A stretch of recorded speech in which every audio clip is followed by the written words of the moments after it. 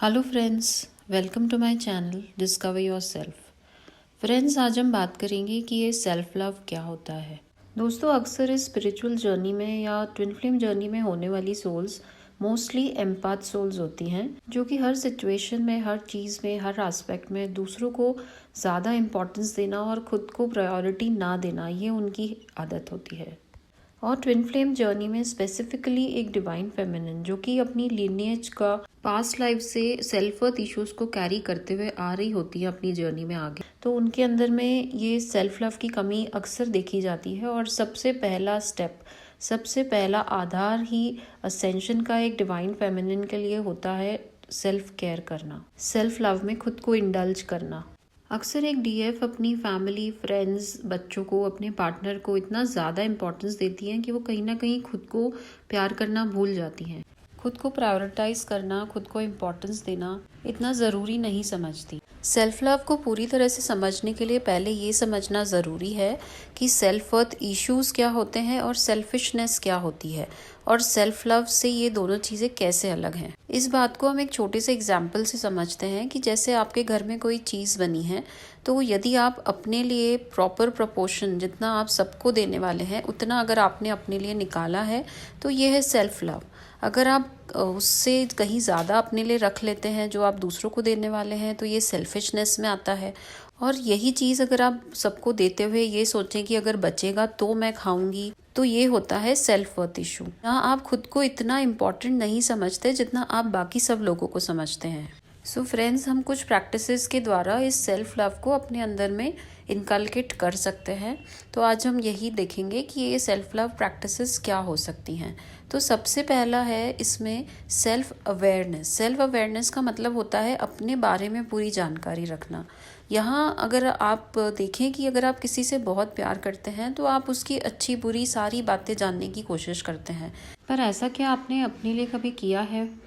क्योंकि हमने ऐसा प्यार खुद को कभी किया ही नहीं। ऐसा प्यार हमने सिर्फ और सिर्फ दूसरों को दिया है। हमने कभी खुद को इम्पोर्टेंट समझा ही नहीं, अपनी काम को, अपनी चीज़ों को कभी वैल्यू नहीं दी, हमेशा दूसरों को अपने से आगे रखा।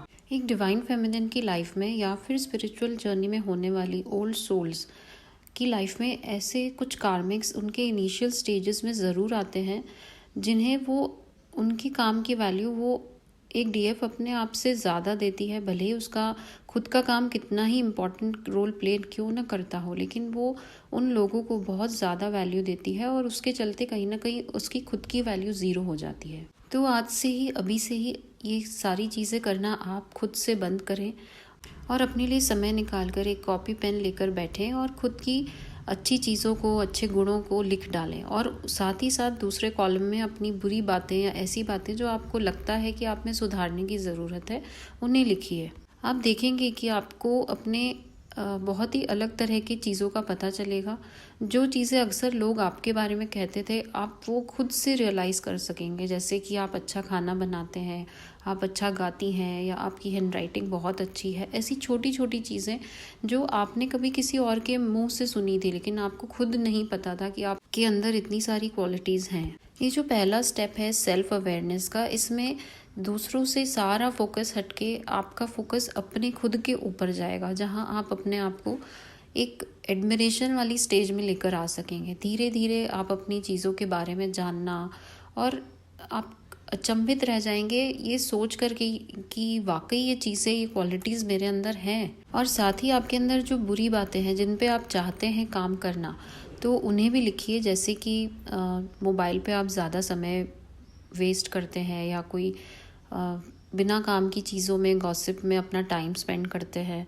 तो अगर आपको लगता है कि ये सब चीज़ें गलत हैं, तो उन पे भी आप वर्क करना चालू करेंगे। इस सेल्फ अवेयरनेस के स्टेप को फॉलो करने से यकीन मानिए आपकी ज़िंदगी में बहुत बड़ा पॉजिटिव चेंज आने वाला है।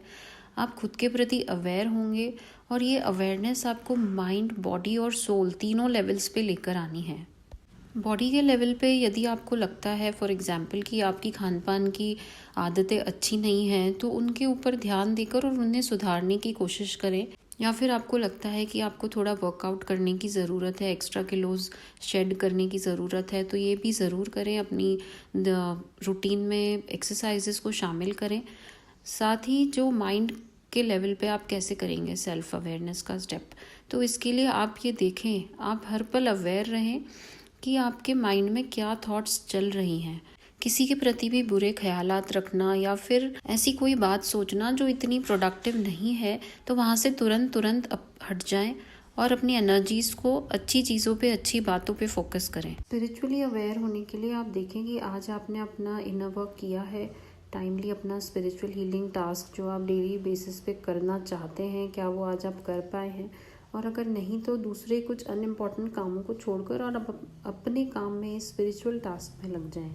आप जब इतना माइन्यूटली अपनी थॉट पैटर्न पे, अपनी अवेयरनेस पे काम करेंगे, विदिन 2 to 3 मंथ्स आपका एक ग्रोथ लेवल ही अलग होगा। फ्रेंड्स, अगर हमें अपने लाइफ के किसी भी एस्पेक्ट में किसी भी तरह की कमी लगती है, जैसे रिलेशनशिप में लव, सपोर्ट, केयर की कमी लगना, तो ये चीज़ें इसीलिए हमारे साथ हो रही हैं क्योंकि जो भी चीज़ हमने अपनी सोल को दी है वो हम आज पा रहे हैं। सो फ्रेंड्स, अभी तक तो जो हुआ सो हुआ, लेकिन अगर अब हम सेल्फ अवेयरनेस में आ चुके हैं तो हम आगे जो चीज़ हम अपनी सोल को अच्छे से दे सकते हैं वो क्यों ना प्रोवाइड करें। और इसमें सबसे पहली चीज़ आती है सेल्फ लव। दोस्तों, यहाँ बहुत ज़रूरी है कि हम टाइम निकाल करके और अपने साथ बैठें, लेकिन मोस्टली हम अपने साथ बैठने से, अपने साथ बातें करने से हम घबराते हैं। और ऐसा क्यों होता है? ऐसा इसलिए होता है कि जो मिस्टेक्स हम पास्ट में कर चुके हैं, ऐसी मिस्टेक्स जो या तो हमने जानबूझ के की है या हमसे करवाई गई हैं, वो हमें कहीं ना कहीं हमारे माइंड में रहती हैं और हमें उसका एक गिल्ट महसूस होता है, और जिसकी वजह से हम खुद से, अपने आप से कनेक्ट नहीं कर पाते उन गलतियों के चलते। लेकिन हमेशा याद रखना है यहाँ पर कि गलती इंसान से ही होती है। Human is a bundle of mistakes. आप देखें कि अगर एक ही तरह की गलती आपसे बार बार हो रही है, तो इसका कारण ये नहीं कि आपको वो काम ठीक से करना नहीं आता या आप ऐसे ही हैं, बट आपसे रिपीटेडली गलतियाँ इसलिए होती हैं क्योंकि आप उसी एनर्जी को पकड़ के बैठे हैं। उन गलतियों की एनर्जी को पकड़ के रखने से अपने माइंड में आप उन्हीं चीज़ों को फिर मैनिफेस्ट करते रहते हैं। यहाँ बहुत इम्पॉर्टेंट है कि अगर आप अपनी उन गलतियों की रूट कॉज तक पहुँचकर उन्हें, उन रूट कॉज को हील करने की कोशिश करेंगे, तो ये गलतियाँ आपसे दोबारा नहीं होंगी। सबसे पहले तो आप अपनी सारी गलतियों को एक्सेप्ट करना सीखें, खुद को फॉरगिव करें, खुद को माफ़ करें, खुद को एक्सेप्ट करें। और अगर आपने ऐसा नहीं किया तो आप उन्हीं गलतियों को दोबारा अपनी लाइफ में मैनिफेस्ट करते रहेंगे। आप लाइफ में बड़े डिसीजंस लेने से घबराएंगे, आपका कॉन्फिडेंस लेवल 0 हो जाएगा। खुद को माफ़ करिए और खुद एक्सेप्टेंस में आइए।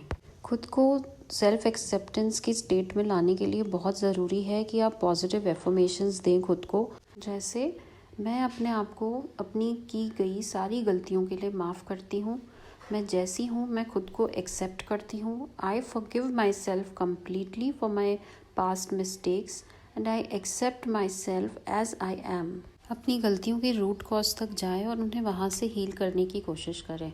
और साथ ही अगर आप किसी और को ब्लेम करते हैं आपकी लाइफ में जो कुछ भी हुआ है उसके लिए या अपनी पास्ट मिस्टेक्स के लिए, तो प्लीज़ ये ब्लेम गेम को बंद करें। और ये करने से ना सिर्फ आपका टाइम वेस्ट होगा बल्कि आपकी एनर्जीज भी लो होती जाएंगी। Stop blaming others and take the responsibility of your own mistakes. जैसे ही आप अपनी की हुई गलतियों की रिस्पॉन्सिबिलिटी खुद पर लेते हैं तो आपका विवेक जागृत होता है और आप कहीं ना कहीं अपनी गलतियों को सुधारने के लिए एक कदम आगे बढ़ाते हैं। साथ ही सेल्फ एक्सेप्टेंस के मोड में आते ही आपका ध्यान अपनी उन लेसन्स और लर्निंग्स पे जाएगा जो आपको वो मिस्टेक्स करके सीखने का मौका मिला है। यहाँ आप अपनी उन लेसन्स और लर्निंग्स को लेकर के उन मिस्टेक्स को ओवरकम करके और आगे बढ़ें। सो फ्रेंड्स, आई होप ये जो 2 स्टेप्स हमने अभी डिस्कस किए सेल्फ लव के लिए, पहला था सेल्फ अवेयरनेस और दूसरा था सेल्फ एक्सेप्टेंस, सो ये आपको अच्छे से समझ आ गए होंगे। एंड इसके और भी कुछ प्रैक्टिसेस हैं जो मैं आगे वीडियोस में आपके साथ शेयर करूँगी। So thank you so much for joining in. Stay happy, stay blessed.